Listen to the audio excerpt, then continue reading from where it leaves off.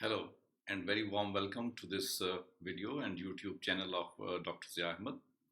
Today we are going to discuss about the first section of the novel A Tale of Two Cities by Charles Dickens, and I hope that we will be enjoying in many ways. This novel, as we know, is not only related to history of England and France, but also it is related to the lot of the people or the condition, miserable condition of the people as well as it was in the 18th century and 19th century.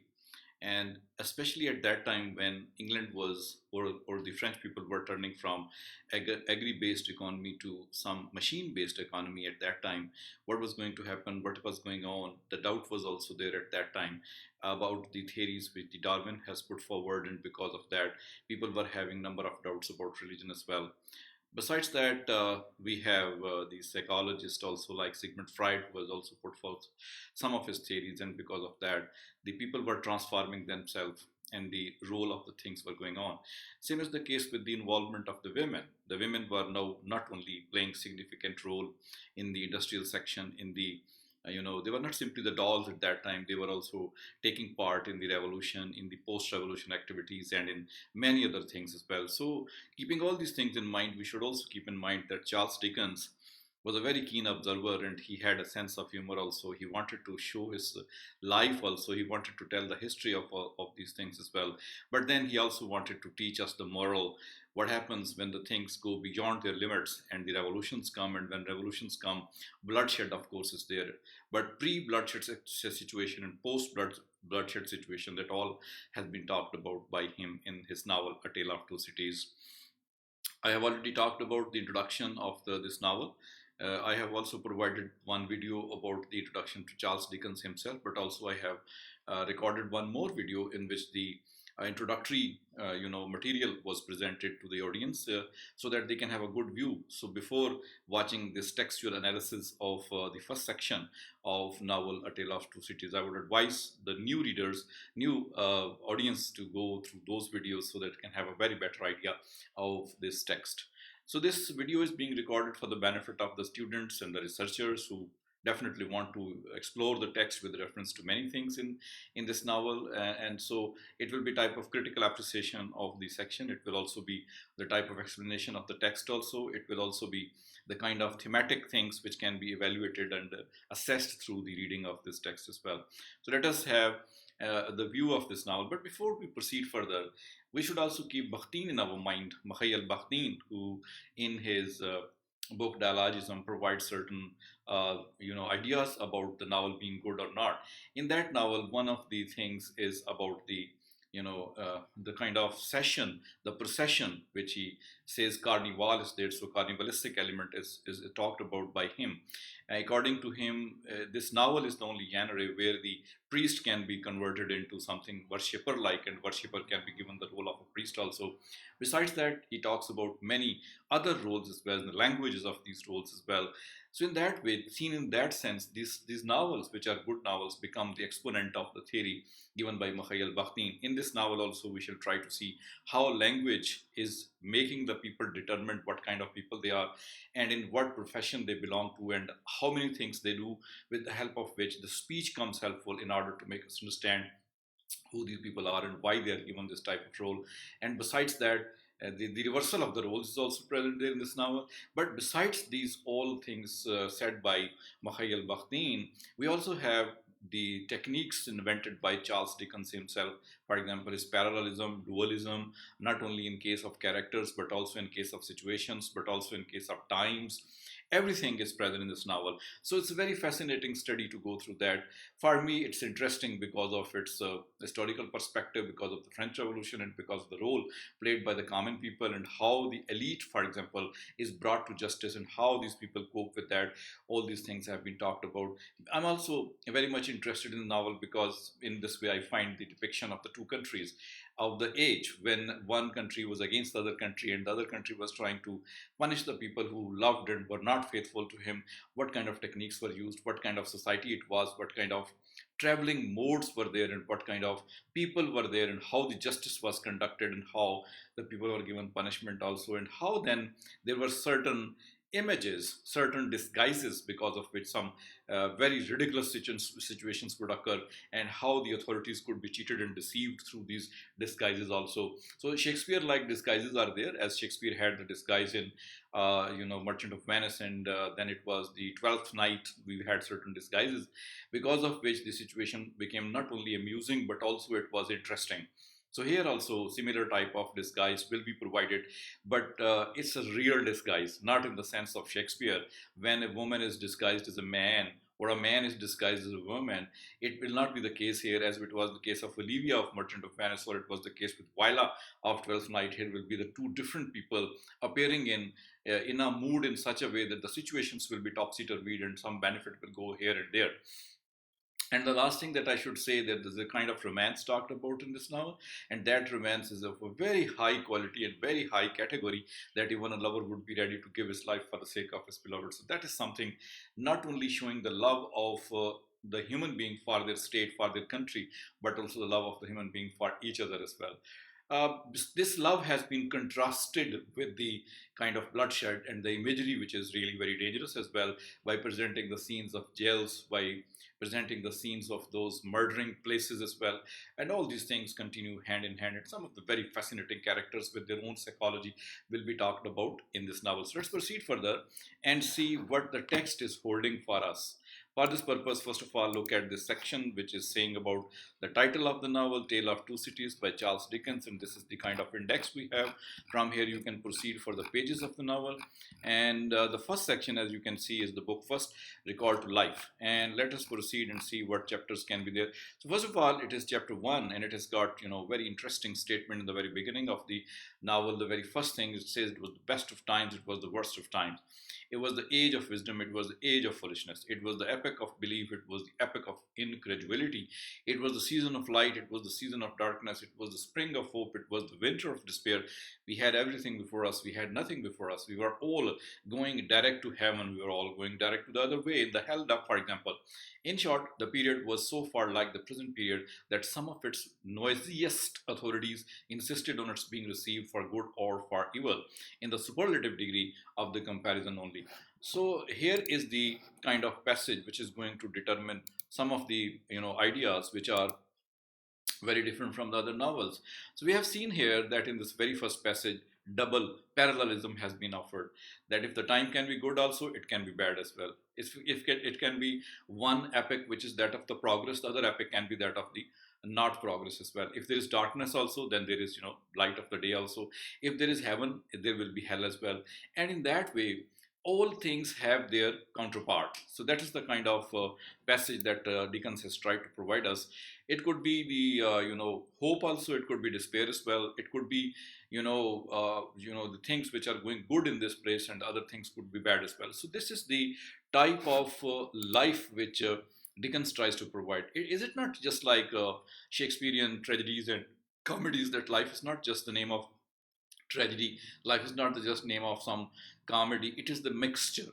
And that is why here also we have got the mixture, that the good things on the one hand, then the bad things on the other hand. These things go hand in hand, and this is the type of start. And definitely when the novelist said that it's going to be the tale of two cities, then these two cities cannot be similar, these two lives cannot be similar. So that is why contrasting parallelism is everywhere available. The very opening of the passage goes to suggest to that. So in that same tone, let us continue with the other parts of the text. For example, here we have the second passage, which is of some extent covered. It says, there were a king with a large jaw and queen with a plain face. So again, we have the mention of the two kings and two queens, and one queen is given favorable situation, the other queen and the king are not given that favorable situation. But then the next paragraph begins with, for example, the cursor you can feel here, it says, it was the year of our Lord 1775. So this is the way to point out where or what history the novelist is going to point out, and that is by 1775, 1775, 18th century, the end of 18th century. That is going to be the kind of description of the history that we are going to have. And in that way, number of other things keep on happening. For example, this is the small paragraph here which says, under the guidance of her Christian pastors, she entertained herself, beside which such humane achievements as sentencing a youth to have his hands cut off, his tongue torn out with pincers, and his body burned alive because he had not kneeled down in rain to do honor to the dirty procession of monks which passed within his views at a distance of some 50 or 60 yards. It is likely enough that, rooted in the woods of France and Norway, there were growing trees when that sufferer was put to death, already marked by the woodman, fate to come down and be sawn in the boards to make a certain movable framework with a sack and knife, and terrible in history. So this type of passages have been included in the very first page of the novel, and that goes to show how atrocities in the name of the religion were going on. For example, Dickens says that a young man could be killed if some churchman is not given respect by the young man in the rain, for example, in dirty weather, for example. If he fails to give respect, the severe punishment was possible, the physical kind of punishment was possible, and that punishment was the hugest possible punishment given to any young man. So in that way, the writer is able to point out that although England and France both were claiming that they were civilized and good type of people, on the other hand, they could have this severe physical punishments as well, which could come to anybody only because that person has not paid respect and homage to the personality. So in this way, the poor physical condition of the masses of the people which are poor, that has been pointed out in a very beautiful way by Dickens on the hands of these people. Then comes the next passage. It again goes to talk about the bad situation of the country, the very bad situation of the country. Like it says, in England there was scarcely any amount of order and protection to justify much national boasting. Daring burglaries by armed men and highway robberies took place in the capital itself. Every night, familiar were the publicly cautioned not to go out. And here is one very particular sentence: the highwayman in the dark was a city tradesman in the light. So these are the passages which go to indicate the situation of England of that time. It was not the good one at that time. Like when I repeat the same sentence, that the person who was a highwayman at night, he could be the tradesman of the day, it means that two roles were being played by every person. One may be good role, other may be bad role. And the safety of the people were not there. Houses were not safe, roads were not safe, the nights were not safe at all. And a person can play multiple roles like that, that he's equally playing the role of a good man, then underneath certain cover of night he's playing the bad role as well. So in this way, the social condition of England has been pointed out, that not only religion and the elites were crushing and using these people, exploiting these people, common people, but also the kind of lawlessness of England of that time, that has also been pointed out in order to show us that this was the condition. Pre-French Revolution condition was there. So in reality, the novelist is trying to point out the situation in which the revolution occurred, in which the people had to suffer in that way, not only at the hands of the people, but also at the hands of law and many other things. And so going down on the next page to see that the last lines of the chapter: thus did the year 1775 conduct their greatness and myriads of small creatures, the creatures of this chronicle, among the rest, along the roads that lay before them. So once again, pointing out to the year or the timing. Chapter 2, the mail. Chapter 2 is concerned about the mode and way of traveling. I don't think that we need actually to go in detail and find out how the mail was there. And the people who have studied, for example, George Eliot's Mail on the Floss, they know what was the mode of traveling. Mostly people would travel on the horses, and rich people would travel on the horse wagons. And these horse wagons were very crude at that time; they were not so good, but they were good as far as their age is concerned. They had the seats in them, they had the type of covering also, and they provided some kind of warmth also. But the condition of the roads and condition of the paths and the condition of these vehicles was not that strong.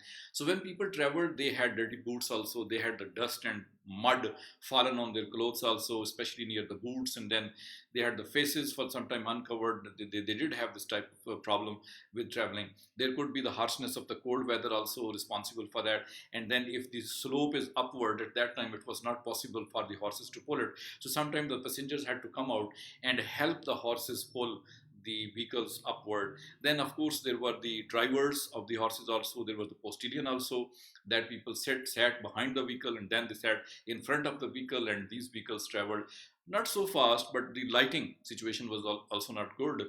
And so this was the very poor mode of traveling. This second chapter goes to talk about this mode. I think it talks about the fogs and mists in which the people traveled from England to France. They talked about the stony or hilly or rugged terrain ways on which the horses were taking a great toll in pulling these vehicles, and the mode of traveling was really very difficult. So that was the precarious conditions of the roads that the writer has tried to point out, and the journey and traveling situation has been pointed out. Let us see further what other things possibly are present there in the same chapter about the mode of traveling.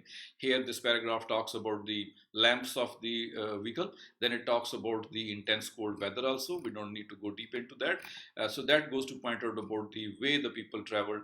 That's a Dover mail, very famous mail, where the coachman and the coach traveled with the passengers as well as some kind of postage as well. And going down, therefore, leaving these all things because it goes to talk about that all, we need to go down to the next chapter to find out what situations possibly in the third chapter can be there. So in that way, the whole journey continues, and the people of England are traveling towards the people of France through these vehicles. Then Night Shadows, another important chapter, but still it does not reflect on number of things which should have been talked about, and the reader can go through that very easily, finding out the situation of the people, how they traveled, and how the passengers were there. So again, this chapter is dedicated to mail coaches and the way of traveling, difficulties of traveling.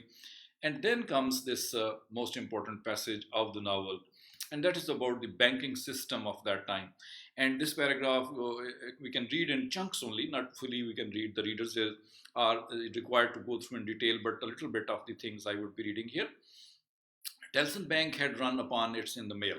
So the bank passengers, with an arm drawn through the leathern strap, did work, lay in it to keep him from pounding against the next passenger. And so, in that way, a little bit of the bank has been talked about. Then, if we go to down, we see the here is the going to be the cursor. The rattle of the harness was chink of the money, and more drafts were honored in 5 minutes than even Tellson's, with all its foreign home connection, ever paid in the thrice of time. Then the strong rooms underground at Tellson's with such. So in that way, the money, the chink of the money has been talked about. If the Telson Bank representative is traveling through the vehicle, definitely with the vehicle jumps at that time, some chinking voice, some voices can be heard of the striking of those coins which he was carrying with him. So in that way, bank and money, the interrelationship of bank and money, that has been talked about, and how the money would make itself realized, that would be there. So banks were there, banking system was there, and the money was playing its role. That has been talked in this chapter as well. So in that way, there is some kind of discussion also going on among the people, and the problem of the travel that has been also talked about in this chapter. So a bank man is traveling, and that man is going to, Paris. And in chapter 4, therefore, we come across how that man reaches and what he does there. When the mail got successfully to Dover, in the course of forenoon, the head drawer at the Royal George Hotel opened the coach door, as his custom was. He did it with some flourish of ceremony, for a mail journey from London in winter was an achievement to congratulate an adventurous traveler upon. So right now, this chapter is bringing us to France, and Mr. Laurie, who is a banker, is traveling through the coach, and he has reached there. And very ceremoniously, he is received by the people in Paris. And this is the way how luxuriously these people were welcomed. And then, of course, the appearance of the age is also there, that the hotels were present there on the pathways of these roads, the muddy, dirty roads, as we had in the novel of Dickens, Henry Fielding, for example. He also gives the condition of the England of that time, that on the sides of the roads there were stations, there were inns which were made. Same was the condition here pointed out as well. So a good system laid down according to the situation of that time. So the roads were not good, but the resting and stopping places were also good, and here also one of the places there. A protocol giving things are also there, and that protocol is given to the people who are really very high class people. That protocol is given to them as it is given today as well. So let's proceed further and see what we can have more here about all these things. For example, here we will have a detailed kind of description of the hotel, that is Royal George. There will be the description of the landlady, the description of the room, description of the sitting places.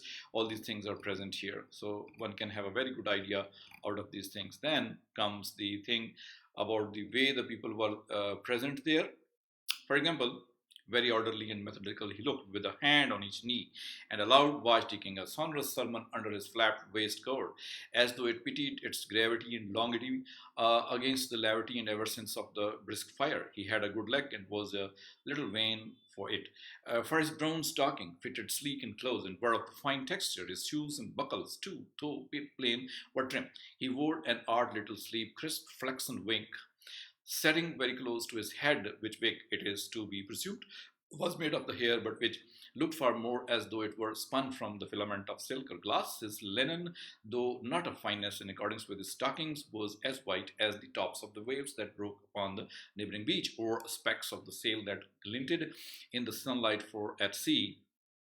A face habitually suppressed and quieted as still, lightened up under the quaint wig by a pair of moist bright eyes that it must have caused their owner in year gone by some pains to drill the composed and reserved expression of Ten's Bank. He had a healthy color in his cheeks, and his face, though lined, bore for traces of anxiety. But perhaps the confidential bachelor clerks in Tellson's Bank were principally occupied with the cares of other people, and perhaps second-hand cares like second-hand clothes come easily off and on. So here is the description of the banker, that how he was appearing. He's wearing very good clothes, and at that time when the clothes were not available, even at that time, this Mr. Laurie is wearing very excellent clothes, and I can say that he looks very good and spick and span and trimmed in his clothing. So we can say that he's wearing the stockings as well, he's wearing boots, and then he's wearing his own shirt as well. Even the eyes and facial expressions have been talked about. But a very significant thing which I'd love to talk to is the wearing of the wig. That wig was definitely made out of certain wool, maybe that of sheep or some hair that is made up. At that time, wearing of the wig was a symbol of nobility, symbol of honorable personness. Thank God we are not wearing these wigs. We have not wear these days. Only judges possibly wear it. But one looks very ridiculous if some long hair is being worn, unless you have naturally long and beautiful hair. So there is the wig that is important and significant on the head of this person. And besides that wig, we have some description of the hair and the face of the person, the eyes of the person especially. And Dickens has taken special pains in comparing those eyes with the water of the some beach, the white water of some beach, because of which the eye color can be understood very well. I mean, it's white and pinkish face on which the eyes were present, and they were looking very good. The expressions were good enough on the part of Mr. Laurie, as compared to the expressions which most of the time bankers have, very serious and very noble looking. But here he was feeling a little bit easier as well, though the reflection of his being in the bank, that was also pointed out. So an introduction of the rich man, elite man, has been given with reference to the job in the bank. And so wealth is riches, as the bankers in Pakistan to have, by the way. And let's go forward and see what other things we can have with respect to this person. So on next page 17, we have these descriptions of Mr. Laurie a little bit. The way, up to some extent, he has some, snobbish way as well. And so he will be continuing, his description will continue. Let's have a little bit of the break here going forward. And the room serves him good sitting place, then coals and coffee. All this goes to point out the life of the elite people and having an enjoy on the money earned by them. We have a significant paragraph here, and that let's talk about here. This paragraph I must read full for your benefit. It says, Miss Mannett had taken some refreshment on the road and required none then, and was extremely anxious to see the gentleman from Tellson immediately. It has suited his pleasure and convenience. The gentleman from Tellson had nothing left for it but to empty his glass with an air of stolid desperation, settled his odd little flaxen wig at the ears, and follows the waiter to Miss Mannett's apartment. It was a large, dark room furnished in a funereal manner with a black black horse here, and loaded with heavy dark table. These had been oiled and oiled. Let's leave these details. What I want to say is that this is the second character of Mr. Laurie that we are coming across. It's going to Miss Mannett. That is another beautiful character in this novel, and that character has the relationship with Mr. Laurie, not the relationship of love, but the relationship of some past, where she is required to meet Mr. Laurie to get a very important information. So the purpose of Mr. Laurie's traveling towards Paris to this Miss Maynard is clear here that he wants to deliver some very important information, and that is the success of the writer, that he keeps on making us interested in the novel by providing certain details because of which we may be interested in that. So Miss Manet has been described a little bit in this paragraph, but the significant thing is the golden hair which he's having. The writer describes this golden hair in detail because this is the golden hair which will play a very important, significant role and part in the next coming pages and chapters of the novel. So that is why she's got the beauty. She's a young woman. She's got the daughter as well, and she's married also, and she's got the golden hair. The writer uses a quantity of golden hair, a pair of blue eyes that met his own with an inquiring look. So these are the beautiful description of a beautiful woman that has been. Now this type of beautiful description was not provided by Jane Austen, and again this type of beauty was not described by George Eliot. This is the beauty described either by Hardy or by Dickens. This is beautiful description of a beautiful woman. Then comes the meeting of these two people with each other and the kind of message which has been given by Mr. Laurie in a very officious manner. Though he has to give only one information, that the father of Miss Maynard was alive.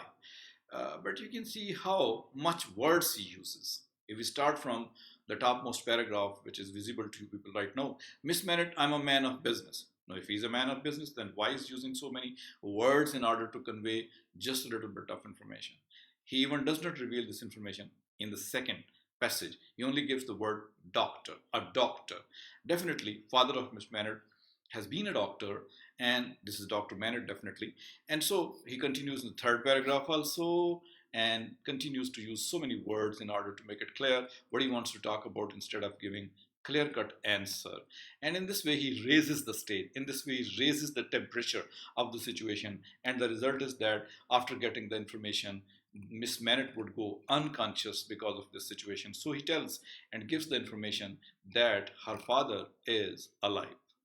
Okay, and after listening to this news and the connection of Mr. Laurie with this all, Miss Manet has gone unconscious at the very place, and so we have the description of these things.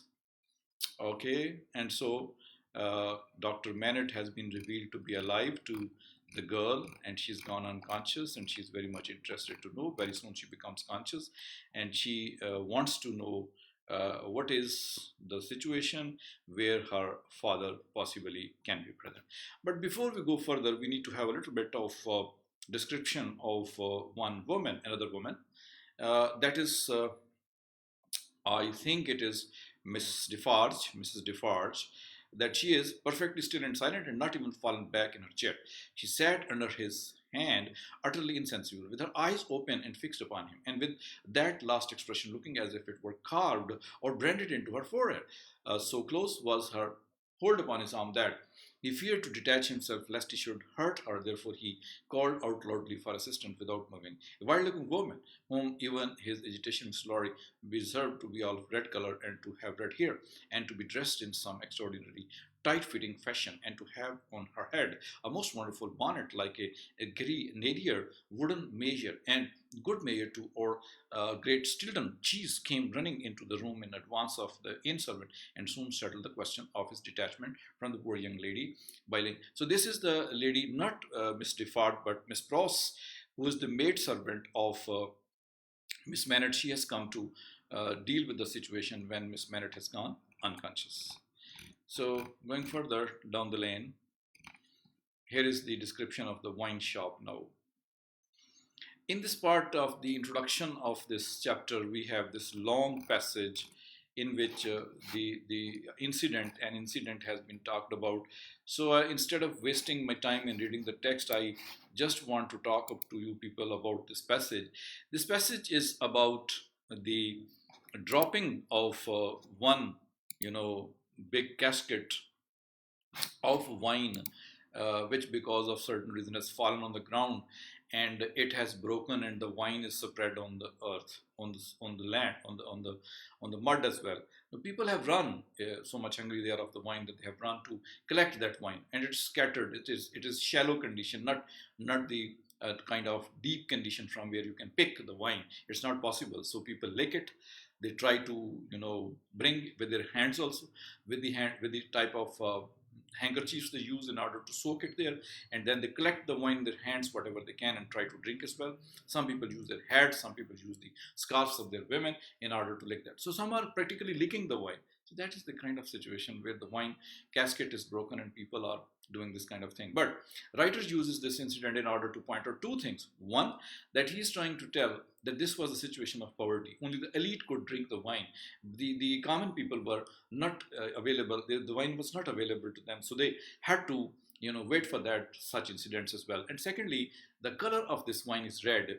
And one of the people comes forward and writes the color blood and revolution on the wall with the red color. And that goes to point out symbolically that this splitting of the red wine on the road and the following the people and collecting all that goes to indicate that some bloodshed is going to take place, and the common people will be there in order to maintain that, use that for their benefit. So this is the kind of anticipation which the writer is trying to make in order to make us realize that this is going to happen in future. So that incident has been used by Dickens as symbolically in order to point out the redness of blood and the redness of wine.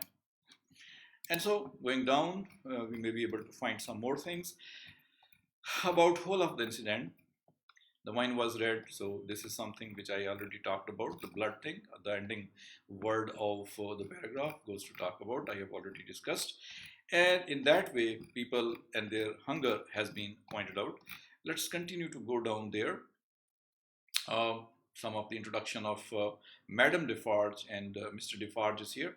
Let us talk not about Mr. Defarge because his description is not that important. He's only the person who has brought Mr. Maynard, rather Dr. Maynard, to his own house. There he has given a place him to live there and to continue to do the things there. But let's talk about Miss Defarge or Madame Defarge. Madame Defarge, his wife, sat in the shop behind the counter as he came in. Madame Defarge was a stout woman of about his own age, with a watchful eye that seldom seemed to look at anything, a large, heavy ringed, a steady face, strong features, and great composure of manner. There was a character about Madame Defarge from which one might have predicated that she did not often make mistakes against herself in any of the reckoning over which she presided. Madame Defarge, being sensitive to gold, was wrapped in fur and had a quantity of bright shawl twined about her head, though not to the concealment of her large earrings. Her knitting was before her, but she had laid it down to pick her teeth with a toothpick.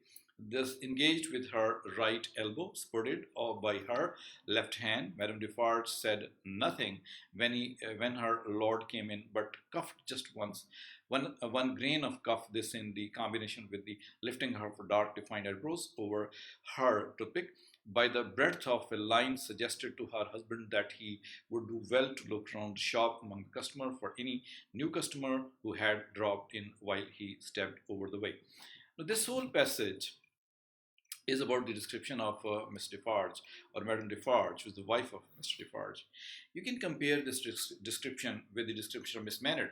How lovely, beautiful that description was, and how uninteresting and how dreadful, I should say, is the description of Madame Defarge. Serious looking, not so happy at all, and busy in herself, having a mood and then a power over her husband as well. That's the description of a woman who's going to play a very good role in the French Revolution in the next coming pages. And the important thing about her is her large rings and her way of knitting and of having appearance and sitting on the stool in the shop of her husband and feeling and uttering nothing at that time.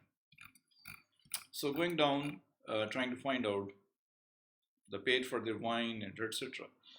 Monsieur Defarge's activity is being talked about. That is the wine cellar, and Miss Defarge is also with him. Now, there is the entry of Laurie and Miss Maynard, and they are going to enter into the room in which the father of Miss Maynard is present, Dr. Maynard. So they talk with each other, the way they would go there into the room of that person that has been dealt with in great detail. We don't need to go into these details. So these people are going through stairs and opening the doors where that man is present, the man who's called Dr. Manet. Now we need to see how that person is when these people enter into the garret where that person is, closing or is closed in. He does not notice even these people, and when they reach there, he makes no noises at all. These are the people who get the attention of that person. The ending of this paragraph goes to tell us. Last line, for example, says that a white-haired man sat on the low bench, stooping forward and very busy making shoes. This line is important because we have been talking about that this man is Dr. Manet, the father of Miss Manet, but we see here that he is making and mending the shoe, moving forward, and etc.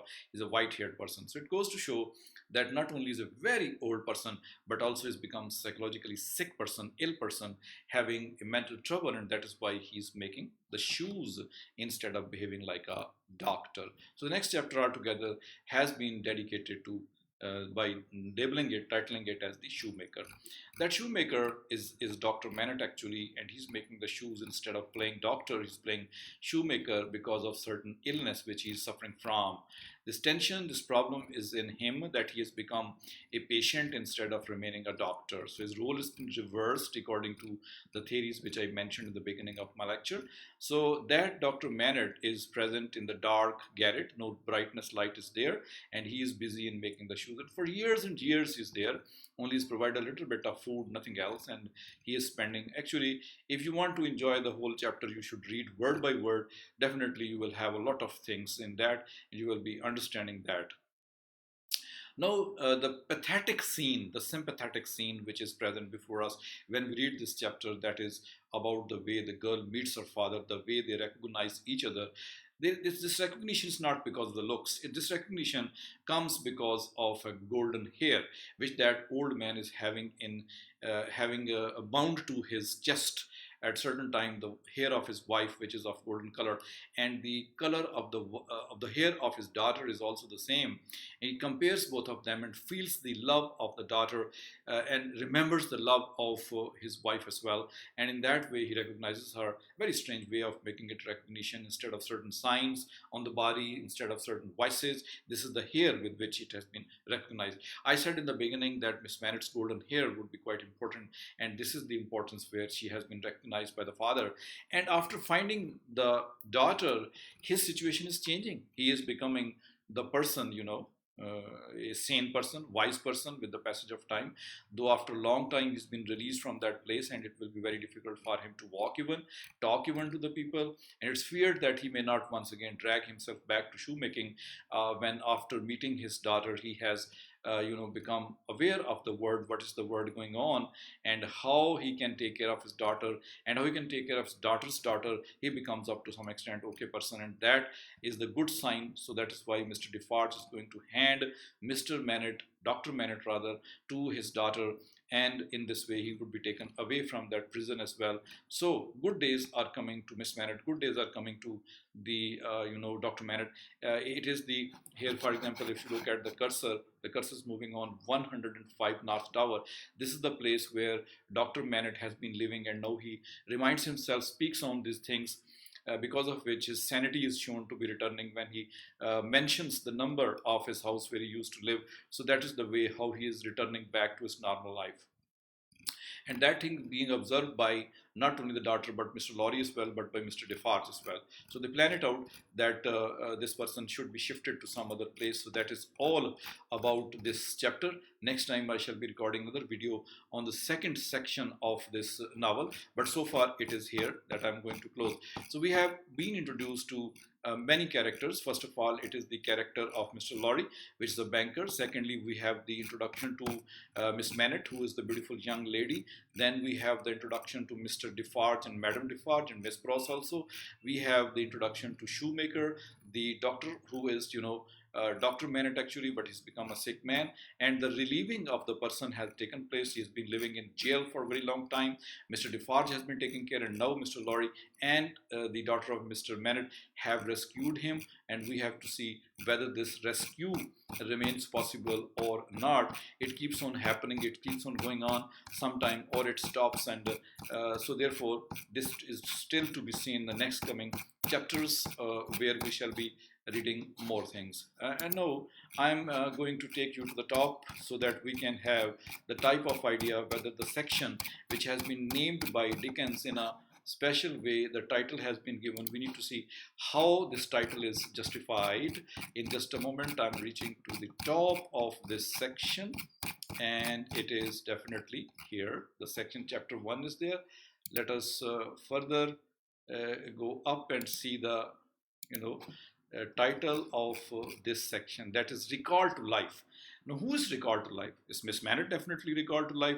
It is the Dr. Manet who is recalled to life, and this life has been recalled. We need to see whether this life keeps on or it is unable to go on. So therefore, this is the whole video that I have recorded for this day. Hopefully you have understood a lot of things about that. You have enjoyed it as well. If you have, do not fail to click on the subscribe button. And that's it from me for this day. Hoping to see you in some next coming video. That's it from me. Bye bye. See you next time.